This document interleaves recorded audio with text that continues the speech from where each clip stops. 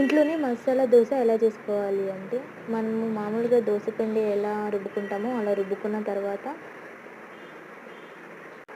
దోసలోకి ఒక చట్నీ ప్రిపేర్ చేసుకోవాలి. అది దోస పైన మనము స్ప్రెడ్ చేయడానికి ఉల్లిగడ్డ, పచ్చిమిర్చి లేదా ఎండుమిర్చి, ఉప్పు, ధనియాలు ఇవన్నీ వేయించుకొని మిక్సీ పట్టుకోవాలి.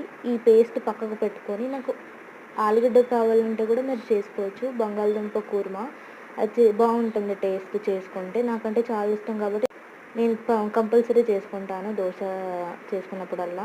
ఇప్పుడు దోస పోసుకొని, ఇప్పుడు మనం ముందు తయారు చేసుకున్న పేస్ట్ అనేది దానిపైన మనం మంచిగా స్ప్రెడ్ చేసుకోవాలి. స్ప్రెడ్ చేసుకొని మంచిగా కాలిన తర్వాత, ఒకవేళ కావాలి అనుకుంటే మనం ఇప్పుడు ఆలుగడ్డ కుర్మా చేసుకున్నాం కదా, అది మధ్యలో స్టఫ్ చేసుకొని దోస చేసుకోవచ్చు. లేదు అన్నా కానీ మామూలుగా మనం ఇప్పుడు దోస ఎలా వేసుకున్న తర్వాత పేస్ట్ స్ప్రెడ్ చేసిన తర్వాత దోస ప్లేట్లోకి వేసుకొని తర్వాత నంచుకున్నా పర్లేదు. చాలా బాగుంటుంది టేస్ట్ అయితే.